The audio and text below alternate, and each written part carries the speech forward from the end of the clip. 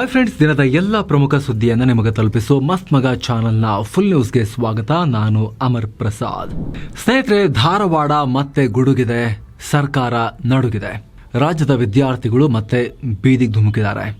ಧಾರವಾಡದಲ್ಲಿ ದೊಡ್ಡ ಪ್ರತಿಭಟನೆಯಾಗಿದೆ, ರಾಷ್ಟ್ರ ಮಟ್ಟದಲ್ಲಿ ಸುದ್ದಿಯಾಗಿದೆ. ಸರ್ಕಾರದಲ್ಲಿ ಹುದ್ದೆಗಳನ್ನು ಖಾಲಿ ಇಟ್ಕೊಂಡು ನಮ್ಮನ್ನು ಯಾಕೆ ಜೀವ ತಿಂತೀರಾ ಅಂತ ಹೇಳಿ ಆಕ್ರೋಶ ವ್ಯಕ್ತಪಡಿಸಿದ್ದಾರೆ. ಲಕ್ಷ ಲಕ್ಷ ಹುದ್ದೆಗಳು ಖಾಲಿ ಇಟ್ಕೊಂಡು ಭರ್ತಿ ಮಾಡಿ, ನಮ್ಮ ತಾಳ್ಮೆ ಪರೀಕ್ಷೆ ಮಾಡಬೇಡಿ ಅಂಥೇಳಿ ನಮ್ಮ ನಾಡಿನ ಯುವ ಜನತೆ ಆಗ್ರಹ ಮಾಡಿದ್ದಾರೆ. ಭಿತ್ತಿಪತ್ರ ಹಿಡಿದು ಧಾರವಾಡದ ಬೀದಿ ಬೀದಿಗಳಲ್ಲಿ ಮೆರವಣಿಗೆ ಮಾಡಿದ್ದಾರೆ. ದಾರಿಯುದ್ದಕ್ಕೂ ಸಚಿವರ ಭಾವಚಿತ್ರಗಳಿಗೆಲ್ಲ ಬೆಂಕಿ ಇಟ್ಟಿದ್ದಾರೆ. ಶಿಕ್ಷಣ, ಕಂದಾಯ, ಆರೋಗ್ಯ, ಪೊಲೀಸ್ ಇಲಾಖೆಗಳಲ್ಲಿ ಲಕ್ಷಾಂತರ ಹುದ್ದೆಗಳು ಖಾಲಿ ಇವೆ. ಸರ್ಕಾರ ಯಾವುದೇ ನೇಮಕಾತಿ ಮಾಡ್ತಾ ಇಲ್ಲ. ನಮಗೋಸ್ಕರ ಎಕ್ಸ್ಟ್ರಾ ಕ್ರಿಯೇಟ್ ಮಾಡಿ ಅಂತ ಹೇಳ್ತಿಲ್ಲ, ಖಾಲಿ ಇರೋದನ್ನ ಫಿಲ್ ಮಾಡಿ ಅಂತ ಕೇಳ್ತಾ ಇದ್ದೇವೆ.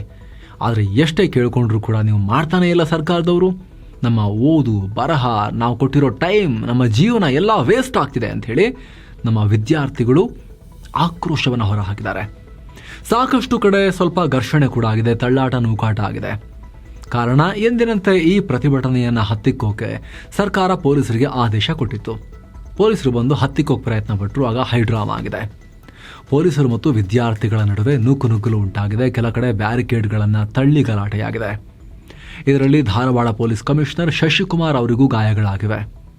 ಪರಿಸ್ಥಿತಿ ಕೈಮೀರ್ತಿದ್ದ ಹಾಗೆ ಪೊಲೀಸರು ಅಖಿಲ ಕರ್ನಾಟಕ ವಿದ್ಯಾರ್ಥಿ ಸಂಘದ AKSSAನ ಅಧ್ಯಕ್ಷ ಕಾಂತಕುಮಾರ್ ಸೇರಿ ಹಲವರನ್ನ ವಶಕ್ಕೆ ಪಡೆದಿದ್ದಾರೆ. ಇನ್ನು ಈ ಬೃಹತ್ ಪ್ರತಿಭಟನೆಯಲ್ಲಿ ವಿಪಕ್ಷ ಬಿಜೆಪಿ ಕೂಡ ಪಾಲ್ಗೊಂಡಿತ್ತು. ಹಾಗೆ ನೋಡಿದ್ರೆ ಬಿಜೆಪಿನೇ ಈ ಪ್ರತಿಭಟನೆ ಹಮ್ಮಿಕೊಂಡಿತ್ತು ಅನ್ನೋ ಮಾಹಿತಿನೂ ಬರ್ತಾ ಇದೆ.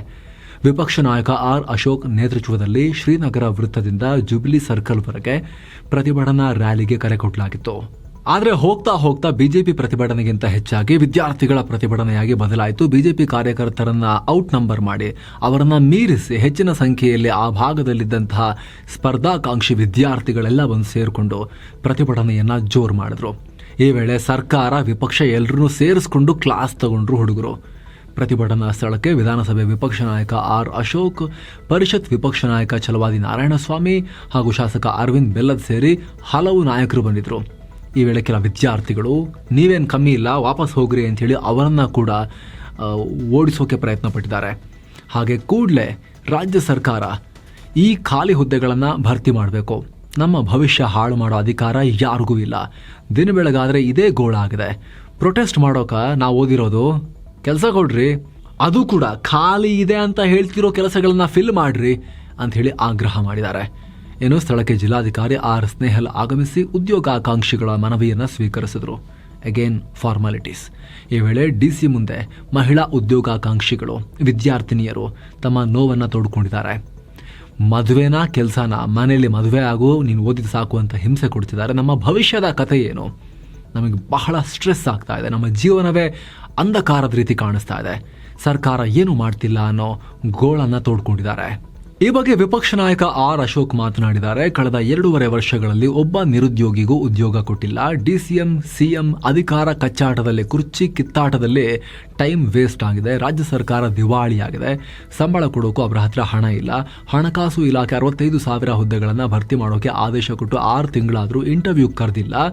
ಈ ಕೂಡಲೇ ನೇಮಕಾತಿ ಪ್ರಕ್ರಿಯೆ ಶುರು ಮಾಡದೆ ಹೋದರೆ ರಾಜ್ಯವ್ಯಾಪಿ ಹೋರಾಟ ಮಾಡ್ತೀವಿ ಅನ್ನೋ ಎಚ್ಚರಿಕೆಯನ್ನು ಕೊಟ್ಟಿದ್ದಾರೆ. ಇಲ್ಲಿ ಬಿಜೆಪಿ ಏನು ಕಮ್ಮಿ ಇಲ್ಲ. ಅವರ ಅವಧಿಯಲ್ಲಿ ಬಹಳ ಎಲ್ಲ ಹುದ್ದೆಗಳನ್ನು ಖಾಲಿ ಹಿಡಿದೆ ಫಿಲ್ ಮಾಡ್ಕೊಂಡು ಅವರೇನು ಕೂತಿರಲಿಲ್ಲ. ಆದರೂ ಅವರ ಸ್ಟೇಟ್ಮೆಂಟ್ ಯಾಕೆ ತಗೊಂಡ್ವಿ ನಾವು ಇಲ್ಲಿ ಅಂತ ಹೇಳಿದ್ರೆ ಸ್ನೇಹಿತರೆ, ಅದರಲ್ಲಿ ಒಂದು ಪಾಯಿಂಟ್ ಇದೆ. CM ಕುರ್ಚಿ ಕಿತ್ತಾಟ. ಅದರಿಂದ ಕೇವಲ ಈ ರಿಕ್ರೂಟ್ಮೆಂಟ್ ಮಾತ್ರ ಅಲ್ಲ, ಎಲ್ಲ ಅಭಿವೃದ್ಧಿ ಕಾರ್ಯಗಳಲ್ಲೂ ಕೂಡ ಅಡಚಣೆ ಆದಂಗೆ ಕಾಣಿಸ್ತಾ ಇದೆ. ರಾಷ್ಟ್ರ ಮಟ್ಟದಲ್ಲಿ ಚೀತು ಅನ್ನೋಕೆ ಶುರು ಮಾಡಿದ್ದಾರೆ ಈಗ ಪತ್ರಕರ್ತರು ಸೇರಿ ಎಲ್ಲ ವಿಶ್ಲೇಷಕರು, ಅಬ್ಸರ್ವರ್ಸ್. ಸೊ ಆ ಪಾಯಿಂಟ್ ಇಂಪಾರ್ಟೆಂಟ್ ಇಲ್ಲಿ.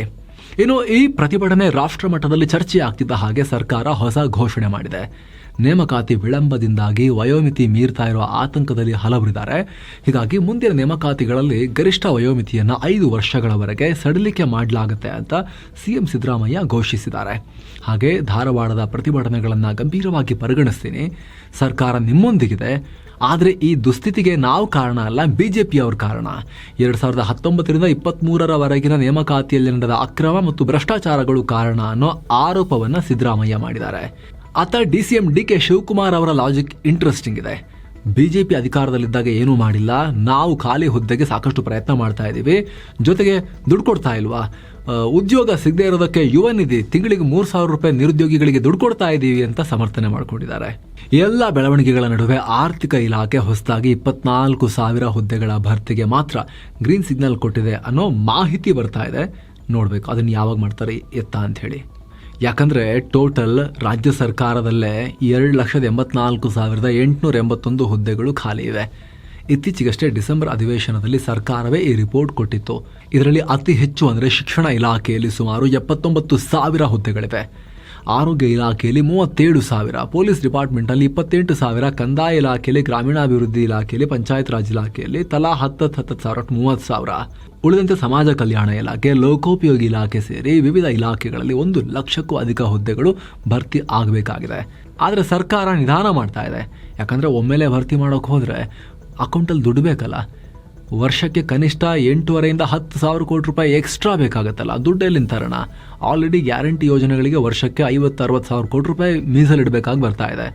ಅಲ್ಲೂ ಕೂಡ ಸರಿಯಾಗಿ ದುಡ್ಡು ಬರ್ತಿಲ್ಲ ಅಂಥೇಳಿ ಈಗ ಆಲ್ರೆಡಿ ಅಪಸ್ವರ ಶುರುವಾಗಿದೆ, ನಮ್ಮ ಅಕೌಂಟಿಗೆ ಬರ್ತಿಲ್ಲ ಅಂತ.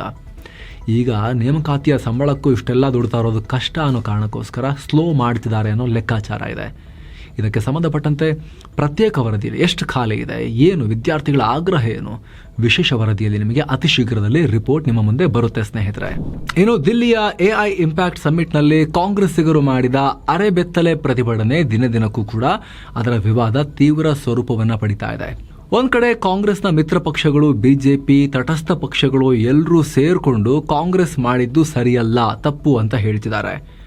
ಮೋದಿ ಅಂತೂ PM ಅಂತೂ ಕಾಂಗ್ರೆಸ್ಗೆ ನಾಚಿಕೆಯಾಗಬೇಕು, ಏನಕ್ಕೆ ಬಟ್ಟೆ ಬೆಚ್ಚಿದ್ರೆ, ನೀವು ಆಲ್ರೆಡಿ ಬೆತ್ತಲಾಗಿರೋರು ಅಂತ ಹೇಳಿ ಕಠಿಣ ಶಬ್ದಗಳಲ್ಲಿ ಬೈದ್ರು. ಈಗ ರಾಹುಲ್ ಗಾಂಧಿ ಪ್ರತಿಕ್ರಿಯೆ ಕೊಟ್ಟಿದ್ದಾರೆ, ಮತ್ತೊಮ್ಮೆ ಡಿಫೆಂಡ್ ಮಾಡ್ಕೊಂಡಿದ್ದಾರೆ. ಟಿ ಶರ್ಟ್ ಬಿಚ್ಚಿದ ಯೂತ್ ಕಾಂಗ್ರೆಸ್ ಸದಸ್ಯರನ್ನ ಶೂರರು, ಧೈರ್ಯಶಾಲಿಗಳು, ಸಾಹಸಿಗಳು ಅಂತ ಹೊಗಳಿದ್ದಾರೆ. ಶಾಂತಿಯುತ ಪ್ರತಿಭಟನೆ ಅನ್ನೋದು ನಮ್ಮ ರಕ್ತದಲ್ಲೇ ಇದೆ, ಅದು ಪ್ರತಿಯೊಬ್ಬ ಭಾರತೀಯರ ಪ್ರಜಾಪ್ರಭುತ್ವದ ಹಕ್ಕು.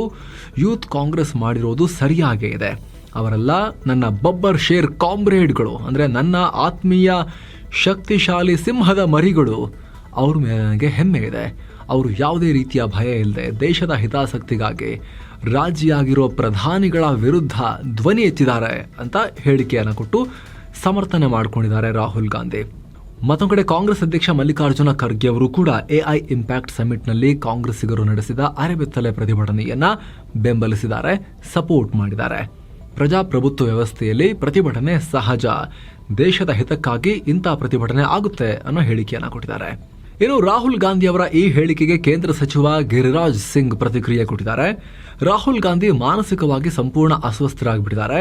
ಇವ್ರನ್ನ ಸುಮ್ಮನೆ ಬಿಟ್ಟರೆ ಪಾರ್ಲಿಮೆಂಟ್ಗೆ ಒಳ ಉಡುಪಿನಲ್ಲಿ ಇವರು ಬರ್ತಾರೆ. ಜೊತೆಗೆ ಭಾರತ ಅಮೆರಿಕ ವ್ಯಾಪಾರ ಒಪ್ಪಂದದ ಬಗ್ಗೆ ತಪ್ಪು ಮಾಹಿತಿಯನ್ನು ಹರಡ್ತಾ ಇದ್ದಾರೆ ರಾಹುಲ್ ಗಾಂಧಿ. ಅವರ ವಿರುದ್ಧ FIR ಹಾಕಿ ಅವರ ಬ್ರೈನ್ ಮ್ಯಾಪಿಂಗ್ ಮಾಡಿಸ್ಬೇಕು, ನಿಜವಾಗ್ಲೂ ಬೇಕಂತ ಹೇಳ್ತಿರೋದಾ ಅಥವಾ ಸುಮ್ಮನೆ ಹೇಳ್ತಿರೋದಾ ಅಂತ ಚೆಕ್ ಮಾಡಬೇಕು ಅನ್ನೋ ರೀತಿಯಲ್ಲಿ ಅವರು ಡಿಮಾಂಡ್ ಮಾಡಿದ್ದಾರೆ. ಇನ್ನು ಈ ಅರೆಬೆತ್ತಲೆ ಪ್ರತಿಭಟನೆ ಪಾರ್ಲಿಮೆಂಟ್ ಮಟ್ಟಕ್ಕೆ ಹೋಗಿದೆ. ಪಾರ್ಲಿಮೆಂಟರಿ ಪ್ಯಾನೆಲ್ ಈ ಘಟನೆಯನ್ನ ಕಟುವಾಗಿ ಖಂಡಿಸಿ ನಿರ್ಣಯವನ್ನ ಪಾಸ್ ಮಾಡಿದೆ. ಅಂತಾರಾಷ್ಟ್ರೀಯ ಮಟ್ಟದ ಈವೆಂಟ್ನಲ್ಲಿ, ಗಣ್ಯರು ಪಾಲ್ಗೊಂಡಿದ್ದ ಈವೆಂಟ್ನಲ್ಲಿ ಈ ರೀತಿ ಶರ್ಟ್ ತಕೊಂಡು ಪ್ರತಿಭಟನೆ ಮಾಡೋಕೆ ಹೋಗಿರೋದು ಸರಿಯಲ್ಲ, ದೇಶದ ಗೌರವಕ್ಕೆ ಧಕ್ಕೆ ತಂದಿದ್ದಾರೆ ಅಂತ ಸಮಿತಿ ಹೇಳಿದೆ. ಬಿಜೆಪಿ ಸಂಸದ ಜಗದಂಬಿಕಾ ಪಾಲ್ ನೇತೃತ್ವದ ಸಂವಹನ ಮತ್ತು ಮಾಹಿತಿ ತಂತ್ರಜ್ಞಾನ ಸಮಿತಿಯ ಸ್ಥಾಯಿ ಸಮಿತಿ ಈ ನಿರ್ಣಯ ಪಾಸ್ ಮಾಡಿದೆ.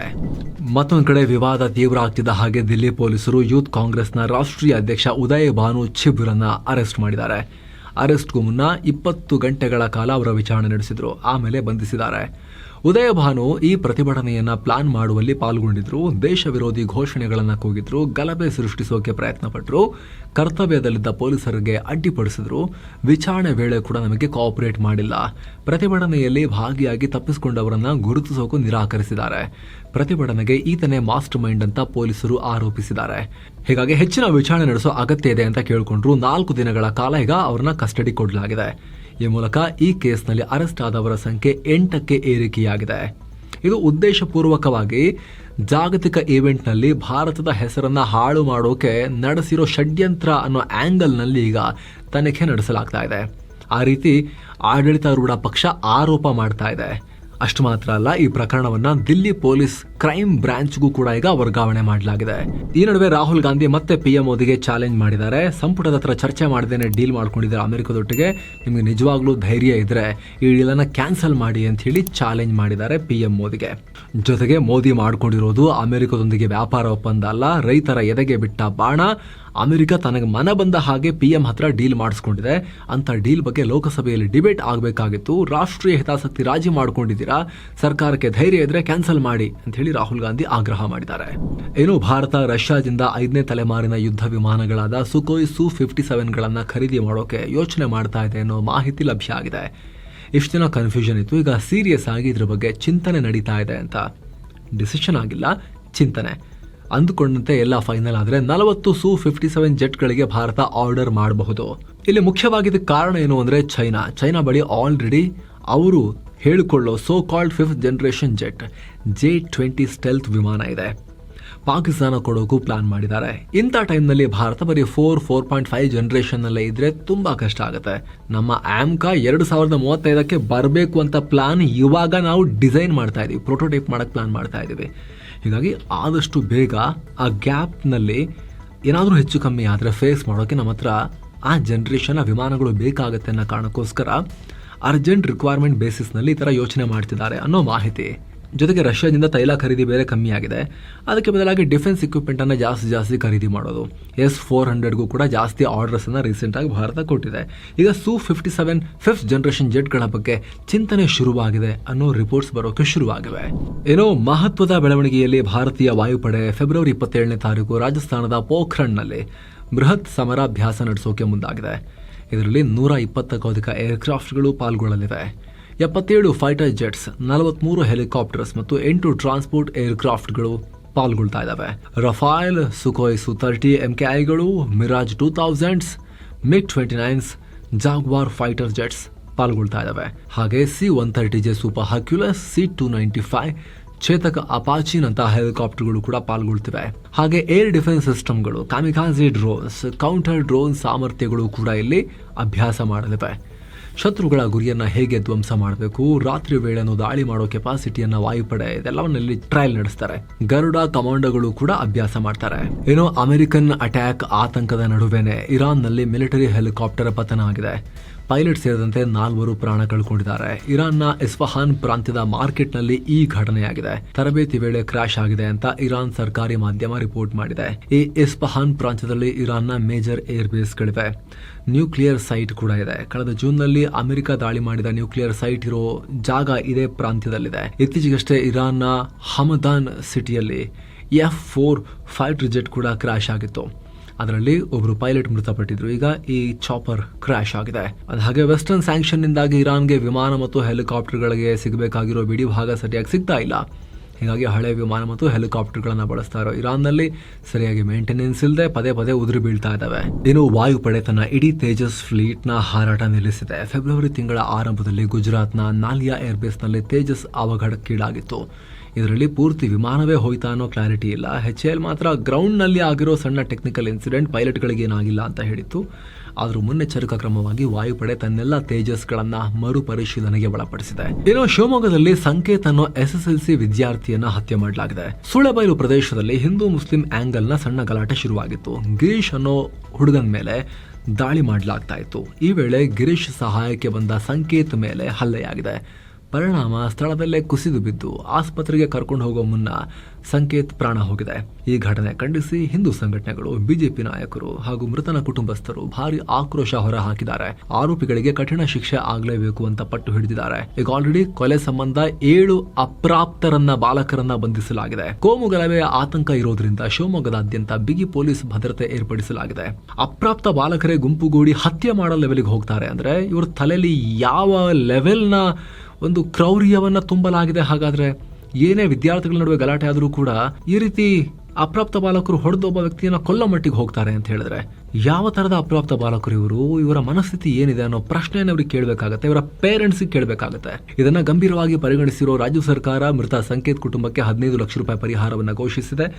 ಗೃಹ ಸಚಿವ ಜಿ ಪರಮೇಶ್ವರ್ ಅವರು ಕೂಡ ಯಾರನ್ನೂ ರಕ್ಷಿಸೋದಿಲ್ಲ, ಕಠಿಣ ಕ್ರಮ ಗ್ಯಾರಂಟಿ ಅನ್ನೋ ಭರವಸೆ ಕೊಡ್ತಾ ಇದ್ದೀನಿ ಅಂತ ಸದ್ಯಕ್ಕೆ ಹೇಳಿದ್ದಾರೆ. ಏನ್ ಆಕ್ಷನ್ ತಗೊಳ್ತಾರೆ ನೋಡಬೇಕು. ಏನೋ ಬೆಂಗಳೂರು ಸುತ್ತಮುತ್ತ ಬೆಳೆಯೋ ತರಕಾರಿಗಳಲ್ಲಿ ಭಾರಿ ಪ್ರಮಾಣದ ವಿಷಕಾರಿ ಅಂಶ ಪತ್ತೆಯಾಗಿದೆ. ಈ ಬಗ್ಗೆ ಖುದ್ದು ಕೇಂದ್ರ ಮಾಲಿನ್ಯ ನಿಯಂತ್ರಣ ಮಂಡಳಿ ಸಿಪಿಸಿಬಿ ಹಾಗೂ ಆಹಾರ ಸುರಕ್ಷತಾ ಪ್ರಾಧಿಕಾರ ಜಂಟಿಯಾಗಿ ಒಂದು ಆಘಾತಕಾರಿ ರಿಪೋರ್ಟ್ ಕೊಟ್ಟಿದ್ದಾರೆ. 72 ತರಕಾರಿ ಸ್ಯಾಂಪಲ್ಗಳನ್ನು ಟೆಸ್ಟ್ ಮಾಡಲಾಗಿತ್ತು. ಅದರಲ್ಲಿ 19 ಮಾದರಿಗಳಲ್ಲಿ ಮಿತಿಗಿಂತ ಹೆಚ್ಚು ಸೀಸ ಲೀಡ್ ಪತ್ತೆಯಾಗಿದೆ. FSSAI ನಿಯಮದ ಪ್ರಕಾರ ತರಕಾರಿಗಳಲ್ಲಿ ಗರಿಷ್ಠ ಅಂದ್ರೆ 0.1 mg per kg ಮಾತ್ರ ಸೀಸ ಇರೋಕೆ ಅವಕಾಶ ಇದೆ. ಇಲ್ಲಿ ಹೆವಿ ಕಂಡು ಬಂದಿದೆ. ಸೋರೆಕಾಯಿನಲ್ಲಂತೂ 1.75 mg per kg ಸೀಸ ಕಂಡು ಬಂದಿದೆ. 10 ಮಾದರಿಗಳಲ್ಲಿ 8 ಬಗೆಯ ಅಪಾಯಕಾರಿ ಕೀಟನಾಶಕ ಸಿಕ್ಕಿವೆ. ತರಕಾರಿ ಚೆನ್ನಾಗಿ ಬರಬೇಕಂತ ಸರಿ ಹೊಡಿ ಕೀಟನಾಶಕ.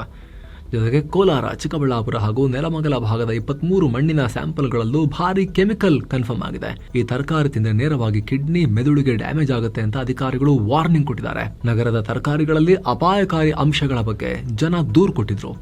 ಅದನ್ನು ಆಧರಿಸಿ ರಾಷ್ಟ್ರೀಯ ಹಸಿರು ನ್ಯಾಯಾಧಿಕರಣ ಕೇಸ್ ಹಾಕೊಂಡಿತ್ತು.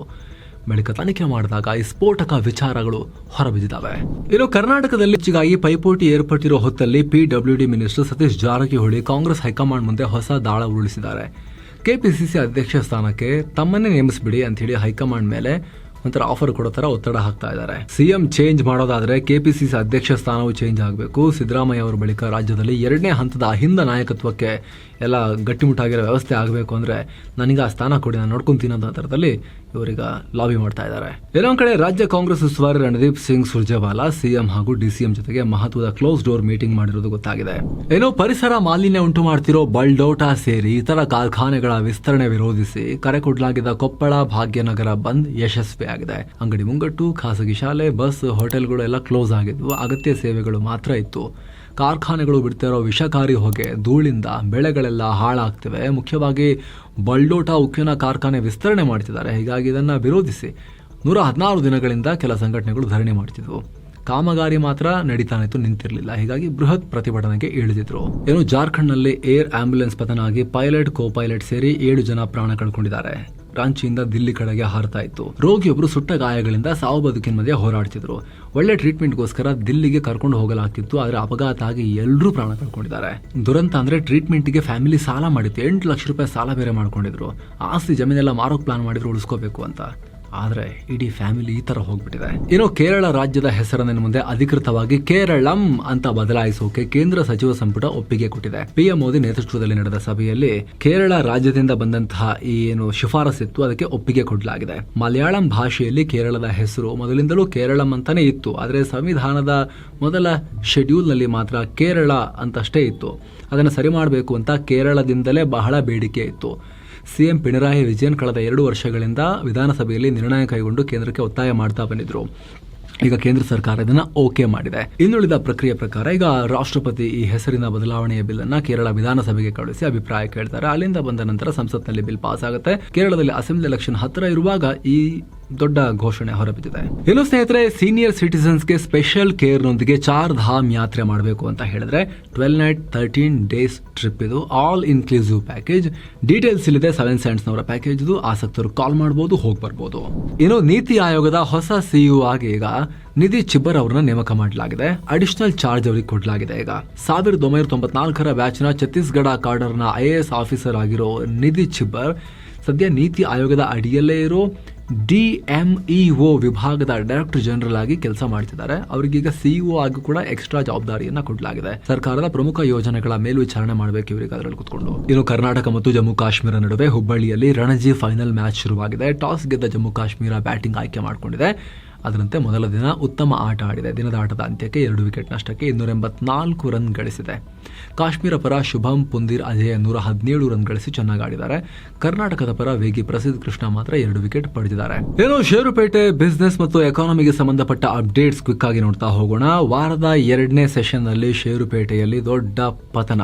ದಿನದ ವಹಿವಾಟಿನ ಅಂತ್ಯಕ್ಕೆ ಸೆನ್ಸೆಕ್ಸ್ ಸುಮಾರು 974 ಪಾಯಿಂಟ್ಸ್ ಅಥವಾ 1.17% ಡೌನ್ ಆಗಿ 82,319ಕ್ಕೆ ತಲುಪಿದೆ. ನಿಫ್ಟಿ 253 ಪಾಯಿಂಟ್ಸ್ ಅಥವಾ 0.99% ಡೌನ್ ಆಗಿ 25,459ಕ್ಕೆ ರೀಚ್ ಆಗಿದೆ. ಇತ್ತ BSE mid cap index 0.40% down ಆಗಿದೆ. ಸ್ಮಾಲ್ ಕ್ಯಾಪ್ ಇಂಡೆಕ್ಸ್ 0.76% ಡೌನ್ ಆಗಿದೆ.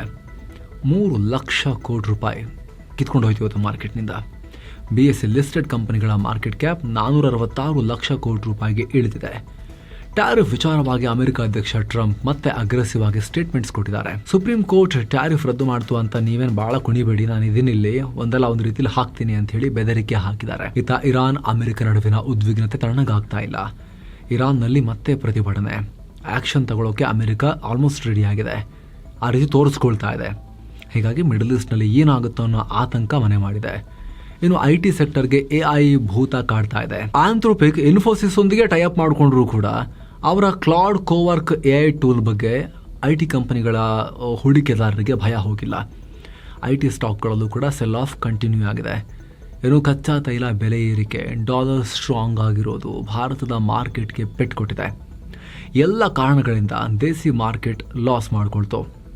ಏನು NTPC, IndusInd bank, Hindustan Unilever, power grid ಮತ್ತು ಟಾಟಾ ಸ್ಟೀಲ್ ಗ್ರೀನ್ನಲ್ಲಿದ್ವು. ಇತ್ತ tech Mahindra, HCL technologies, eternal, Infosys ಮತ್ತು TCS ಷೇರುಗಳು ರೆಡ್ನಲ್ಲಿದ್ವು. ಇನ್ನು ಡಾಲರ್ ಮುಂದೆ ರೂಪಾಯಿ ಮೌಲ್ಯ 6 ಪೈಸೆ ಇಳಿಕೆಯಾಗಿ 90 ರೂಪಾಯಿ 95 ಪೈಸೆಯಾಗಿದೆ. ಇನ್ನು ಚಂಡೀಗಢ್ನಲ್ಲಿರುವ IDFC ಫಸ್ಟ್ ಬ್ಯಾಂಕ್ನ ಶಾಖೆಯಲ್ಲಿ ಬರೋಬ್ಬರಿ 583 ಕೋಟಿ ರೂಪಾಯಿ ವಂಚನೆಯಾಗಿತ್ತು. ಸರ್ಕಾರಿ ಠೇವಣಿಯಲ್ಲೇ ಇಷ್ಟು ದೊಡ್ಡ ಮೊತ್ತದ ಹಣ ವ್ಯತ್ಯಾಸ ಆಗಿತ್ತು ಅಂತ ಕೆಲವರನ್ನ ವಜಾ ಮಾಡಲಾಗಿತ್ತು. ಈಗ IDFC ಫಸ್ಟ್ ಬ್ಯಾಂಕ್ ಹರಿಯಾಣ ಸರ್ಕಾರಕ್ಕೆ ಹಣ ವಾಪಸ್ ಕೊಟ್ಟಿದೆ. ಅಸಲು ಬಡ್ಡಿ ಸೇರಿ 583 ಕೋಟಿ ರೂಪಾಯಿ ಹಣವನ್ನು ಹರಿಯಾಣ ಸರ್ಕಾರದ ಅಕೌಂಟಿಗೆ ಹಾಕಿದೆ. ಈ ಬಗ್ಗೆ ಬ್ಯಾಂಕ್ ಸ್ಟಾಕ್ ಎಕ್ಸ್ಚೇಂಜ್ಗೂ ಮಾಹಿತಿ ಕೊಟ್ಟಿದೆ. ಇನ್ನು ಹರಿಯಾಣ CM ನಯಾಬ್ ಸಿಂಗ್ ಸೈನಿ ಕೂಡ ಈ ವಿಚಾರ ಕನ್ಫರ್ಮ್ ಮಾಡಿದ್ದಾರೆ. ಕೇವಲ 24 ಗಂಟೆ ಒಳಗಡೆ ದುಡ್ಡು ವಾಪಸ್ ಬಂದಿದೆ ಅಂತ ಹೇಳಿದ್ದಾರೆ. ಅಲ್ಲದೆ ಈ ವಂಚನೆಯಲ್ಲಿ ಚೆಕ್ ಫ್ರಾಡ್ನಲ್ಲಿ 4-5 ಬ್ಯಾಂಕ್ ಉದ್ಯೋಗಿಗಳು ಪಾಲ್ಗೊಂಡಿರೋ ಶಂಕೆ ಇದೆ. ಅವರ ವಿರುದ್ಧ ಕಠಿಣ ಕ್ರಮ ತಗೋತೀವಿ. ಬ್ಯಾಂಕ್ ಅವರಾಗಿರಲಿ, ಖಾಸಗಿ ವ್ಯಕ್ತಿ ಆಗಿರಲಿ, ಯಾರನ್ನೂ ಬಿಡಲ್ಲ ಅಂತ ಹೇಳಿದ್ದಾರೆ. ತನಿಖೆ ನಡೀತಾ ಇದೆ. ಇನ್ನು ಟೆಲಿಕಾಂ ದೈತ್ಯ ಏರ್ಟೆಲ್ ಈಗ ಫಿನಾನ್ಸ್ ಸೆಕ್ಟರ್ನಲ್ಲಿ ದೊಡ್ಡ ಸಂಚಲನಕ್ಕೆ ರೆಡಿಯಾಗಿದೆ. ತನ್ನ ಸಬ್ಸಿಡರಿ ಕಂಪನಿ ಏರ್ಟೆಲ್ ಮನಿ ಮೂಲಕ ಡಿಜಿಟಲ್ ಲೋನ್ ಕೊಡೋಕೆ 20,000 ಕೋಟಿ ರೂಪಾಯಿ ಹೂಡಿಕೆ ಮಾಡೋದಾಗಿ ಘೋಷಿಸಿದೆ. ಇದರಲ್ಲಿ ಏರ್ಟೆಲ್ ಪಾಲು 70%ಇದ್ರೆ ಅದರ ಮಾತೃ ಸಂಸ್ಥೆ ಭಾರತಿ ಎಂಟರ್ಪ್ರೈಸಸ್ 30% ಹಣ ಹಾಕುತ್ತೆ. ಫೆಬ್ರವರಿ 13ನೇ ತಾರೀಕಿಗೆ RBIನಿಂದ NBFC ಲೈಸೆನ್ಸ್ ಪಡೆದಿರೋ ಏರ್ಟೆಲ್ ಇನ್ನು ಮುಂದೆ ತಂದೆ ಪ್ಲಾಟ್ಫಾರ್ಮ್ ಮೂಲಕ ಜನರಿಗೆ ಈ ಸಾಲ ವಿತರಣೆ ಮಾಡುತ್ತೆ. ಮುಂದಿನ ಕೆಲ ವರ್ಷಗಳಲ್ಲಿ ಇಷ್ಟು ಹಣವನ್ನು ಹೂಡಿಕೆ ಮಾಡ್ತಾರೆ ಲೋನ್ ಬುಕ್ ಗ್ರೋ ಮಾಡೋಕ್ಕೆ. ಇನ್ನು ಈ ಘೋಷಣೆಯಾದ ಬೆನ್ನಲ್ಲೇ ಭಾರತಿ ಏರ್ಟೆಲ್ ಷೇರುಗಳು ಭಾರಿ ಕುಸಿತ ಕಂಡಿವೆ. ದಿನದ ವಹಿವಾಟಿನ ಅಂತ್ಯಕ್ಕೆ 2.67% ಬಿದ್ದು ಪ್ರತಿ ಷೇರಿನ ಬೆಲೆ 1,944 ರೂಪಾಯಿಗೆ ತಲುಪಿತ್ತು. ಈ ಘೋಷಣೆ ಮಾಡಿದ್ರೆ ಪಾಸಿಟಿವ್ ಅಲ್ವಾ? ಇನ್ನೊಂದು ಹೊಸ ಬಿಸ್ನೆಸ್ ಮಾಡ್ತಿದಾರಲ್ವಾ? ಯಾಕೆ ಸೆಲ್ ಆಫ್ ಅಂತ ಕೇಳಿದ್ರೆ ಅಷ್ಟು ಸುಲಭ ಇಲ್ಲ. ಸಿಕ್ಕಾಪಟ್ಟೆ ಕಾಂಪಿಟೇಷನ್ ಇರೋ ಬಿಸ್ನೆಸ್, ದೊಡ್ಡ ಅಮೌಂಟ್ ನ ಕಮಿಟ್ಮೆಂಟ್, 20,000 ಕೋಟಿ ರೂಪಾಯಿ ಹಾಕ್ತೀವಿ ಅಂತ ಹೊರಟಿದ್ದಾರೆ. ಸಾಲ ಕೊಟ್ಟು ಕರೆಕ್ಟಾಗಿ ನಡ್ಸಕ್ಕಾಗದೆ ವಾಪಸ್ ಬಂದಿಲ್ಲ ಅಂದ್ರೆ ಅದು ಕೂಡ ಕಷ್ಟ. ಇದೆಲ್ಲ ಸೆಂಟಿಮೆಂಟ್ ಜೊತೆಗೆ ಬ್ರಾಡರ್ ಮಾರ್ಕೆಟ್ ಅಲ್ಲೂ ಕೂಡ ಸೆಲ್ ಆಫ್ ನಡೀತಿತ್ತಲ್ಲ, ಎಲ್ಲ ಸೇರಿ ಏರ್ಟೆಲ್ ಅನ್ನ ಕೆಳಗಿಳಿತು. ಇನ್ನು ನೆರೆಯ ಮಹಾರಾಷ್ಟ್ರದ ಹಿಂಗೋಲಿ ಜಿಲ್ಲೆಯಲ್ಲಿ ಭಾರತದ ಮೊದಲ ಲಿಗೋ ಅಬ್ಸರ್ವೇಟರಿ ನಿರ್ಮಾಣ ಆಗಲಿದೆ. ಈ ಅಬ್ಸರ್ವೇಟರಿ ನಿರ್ಮಾಣ ಜವಾಬ್ದಾರಿಯನ್ನ ಎಂಜಿನಿಯರಿಂಗ್ ದೈತ್ಯ ಲಾಸನ್ ಅಂಡ್ ಟೂಬ್ರೋ ತಗೊಂಡಿದೆ. ಏನಿದು ಲಿಗೋ ಅಂದ್ರೆ laser interferometer gravitational wave observatory. Black hole ಘರ್ಷಣೆ ಮತ್ತು ನಕ್ಷತ್ರಗಳ ಸ್ಫೋಟದಿಂದ ಹೊರಹೊಮ್ಮೋ ಗ್ರಾವಿಟೇಷನಲ್ ವೇವ್ಸ್ ಅಥವಾ ಗುರುತ್ವಾಕರ್ಷಣೆಯ ಅಲೆಗಳನ್ನ ಪತ್ತೆ ಹಚ್ಚೋ ಕೇಂದ್ರ. ಜಗತ್ತಲ್ಲೇ ಇಂಥ ಕೆಲವೇ ಸೆಂಟರ್ಗಳಿದ್ದು ಭಾರತ ಕೂಡ ಈ ಅಬ್ಸರ್ವೇಟರಿಯನ್ನು ಸ್ಥಾಪಿಸ್ತಾ ಇದೆ. ಅಮೆರಿಕದ ಕ್ಯಾಲ್ಟೆಕ್ ಮತ್ತು MIT ಸಂಸ್ಥೆಗಳ ಸಹಯೋಗದೊಂದಿಗೆ ಸ್ಟಾರ್ಟ್ ಆಗಲಿರೋ ಈ ಮೆಗಾ ಪ್ರಾಜೆಕ್ಟ್ ಮುಂದಿನ 48 ತಿಂಗಳಲ್ಲಿ ಪೂರ್ಣಗೊಳ್ಳೋ ನಿರೀಕ್ಷೆ ಇದೆ. ಇನ್ನು ಝೊಮ್ಯಾಟೊ CEO ಆಗಿದ್ದ ದೀಪಿಂದರ್ ಗೋಯಲ್ ಏನೋ ದೊಡ್ಡದೇನಾದ್ರು ಮಾಡಬೇಕು ಅಂತ ಅಲ್ಲಿಂದ ಹೊರಗೆ ಬಂದಿದ್ದಾರಲ್ಲ, ಅಂದ್ರೆ CEO ಸ್ಥಾನದಿಂದ. ಈಗ ಅವರ ಒಡೆತನದ ಲ್ಯಾಟ್ ಏರೋಸ್ಪೇಸ್ ಕಂಪನಿ ಗುರ್ಗಾಂವ್ ಮೂಲದ ಶರಂಗ್ ಶಕ್ತಿ ಅನ್ನೋ ಡಿಫೆನ್ಸ್ ರೊಬೋಟಿಕ್ಸ್ ಸ್ಟಾರ್ಟ್ಅಪ್ ಅನ್ನ ಖರೀದಿ ಮಾಡಿದೆ. ದೇಶದಲ್ಲೇ ಸ್ವದೇಶಿ ರಕ್ಷಣಾ ತಂತ್ರಜ್ಞಾನ ಹಾಗೂ next generation civil aviation develop ಮಾಡೋದಿದ್ರ ಉದ್ದೇಶ. ಹೇಗೆ ಕೇವಲ 20 ಮೀಟರ್ ಜಾಗದಲ್ಲಿ ವಿಮಾನ ಟೇಕ್ ಆಫ್ ಹಾಗೂ ಲ್ಯಾಂಡ್ ಆಗೋಕೆ STOL short take off and landing technology ಇದೆ, ಅದನ್ನು ಒಳಗೊಂಡ ವಿಮಾನವನ್ನು ತಯಾರಿಸಬೇಕು ಅಂತ. ಈ ಖರೀದಿಯ ಒಪ್ಪಂದದ ಮೊತ್ತವನ್ನು ಇನ್ನೂ ಕೂಡ ಅವರು ಬಹಿರಂಗಪಡಿಸಿಲ್ಲ. ಇನ್ನು ಭಾರತದ IT ಸೆಕ್ಟರ್ಗೆ ಈ ಸೆಲ್ ಆಫ್ ನಡುವೆ ಕೂಡ, ಭಯದ ನಡುವೆ ಕೂಡ, AI ಥ್ರೆಟ್ ನಡುವೆ ಕೂಡ 2026ರ ಹಣಕಾಸು ವರ್ಷದಲ್ಲಿ ಈ ಟೆಕ್ನಾಲಜಿ ಕ್ಷೇತ್ರ 6.1% ಗ್ರೋತ್ ಕಾಣುತ್ತೆ. ಹಾಗೆ ಒಟ್ಟು ರೆವೆನ್ಯೂ ಸುಮಾರು $315 ಬಿಲಿಯನ್ ತಲುಪುತ್ತೆ ಅಂತ ನ್ಯಾಸ್ಕಾಮ್ ರಿಪೋರ್ಟ್ ಹೇಳಿದೆ. ಈ ವರ್ಷ IT ಸೆಕ್ಟರ್ನಲ್ಲಿ ಹೊಸದಾಗಿ 1,35,000 ಉದ್ಯೋಗಗಳು ಸೃಷ್ಟಿಯಾಗಲಿವೆ. ಹಾಗೆ ದೇಶದ ಒಟ್ಟು IT ಉದ್ಯೋಗಿಗಳ ಸಂಖ್ಯೆ 59.5 ಲಕ್ಷಕ್ಕೆ ಏರಿಕೆಯಾಗಲಿದೆ ಅಂತ ಅಂದಾಜು ಮಾಡಲಾಗಿದೆ. AI ಹೊಸ ಬಿಸಿನೆಸ್ ಅಪಾರ್ಚುನಿಟೀಸ್ ಅನ್ನು ಸೃಷ್ಟಿ ಮಾಡ್ತಿರೋದು, ಜಾಗತಿಕ ಕಂಪನಿಗಳು ಭಾರತದ ಟೆಕ್ ಕಂಪನಿಗಳ ಸೇವೆಯನ್ನು ಪಡಿತಾ ಇರೋದು, ಇದು ಕಾರಣ ಅಂತ ಹೇಳ್ತಿದ್ದಾರೆ. ಇನ್ನು ಚಿನ್ನ ಮತ್ತು ಬೆಳ್ಳಿ ಬೆಲೆ ವಿಚಾರಕ್ಕೆ ಬಂದರೆ 24 ಕ್ಯಾರೆಟ್ನ 10 ಗ್ರಾಂ ಚಿನ್ನದ ಬೆಲೆಯಲ್ಲಿ ₹1,021 ಹೆಚ್ಚಾಗಿ ₹1,51,241 ಆಗಿದೆ. 22 ಕ್ಯಾರೆಟ್ನ 10 ಗ್ರಾಂ ಚಿನ್ನದ ಬೆಲೆಯಲ್ಲಿ ₹940 ಹೆಚ್ಚಾಗಿ ₹1,45,870 ಆಗಿದೆ. ಬೆಳ್ಳಿ ಬೆಲೆಯಲ್ಲಿ ₹1,163 ಕಮ್ಮಿಯಾಗಿ ₹2,62,912 ಆಗಿದೆ. ಸೊ ಫ್ರೆಂಡ್ಸ್, ಇದಾಗಿತ್ತು ಇವತ್ತಿನ ಫುಲ್ ನ್ಯೂಸ್. ನಾವು ಕೊಯ್ದಿಲ್ಲ, ಎಳೆದಿಲ್ಲ, ಕಿರ್ಚಾಡಿಲ್ಲ, ಬರೀ ಸುದ್ದಿಯ ರೀತಿಯಲ್ಲಿ ನಿಮಗೆ ತಲುಪಿಸುವ ಪ್ರಯತ್ನವನ್ನ ಮಾಡಿದೀವಿ. ನಿಮಗಿದು ಇಷ್ಟ ಆಗ್ತಾ ಇದ್ರೆ ಸ್ನೇಹಿತರೆ, ನೀವು ವಿಡಿಯೋ ಕೆಳಗಿರೋ ಜಾಯಿನ್ ಬಟನ್ ಮೂಲಕ ಮಸ್ಮಗ ಪ್ರೀಮಿಯಂ ಮೆಂಬರ್ ಆಗೋದನ್ನ ಕೂಡ ಕನ್ಸಿಡರ್ ಮಾಡ್ಬೋದು. ಆಗ ಎಲ್ಲ ಮೆಂಬರ್ ಓನ್ಲಿ ವಿಡಿಯೋಸನ್ನು ನೋಡೋದು ಮಾತ್ರ ಅಲ್ಲದೆ ನಮ್ಮ ತಂಡಕ್ಕೆ ನೀವು ಬೆಂಬಲ ಕೊಟ್ಟಂತೇನೂ ಆಗುತ್ತೆ. ಆಸಕ್ತರು ಜಾಯಿನ್ ಬಟನ್ ಚೆಕ್ ಮಾಡಿ ಮತ್ತೆ ಭೇಟಿ ಆಗ್ತಿರೋಣ. ನಮಸ್ತೆ.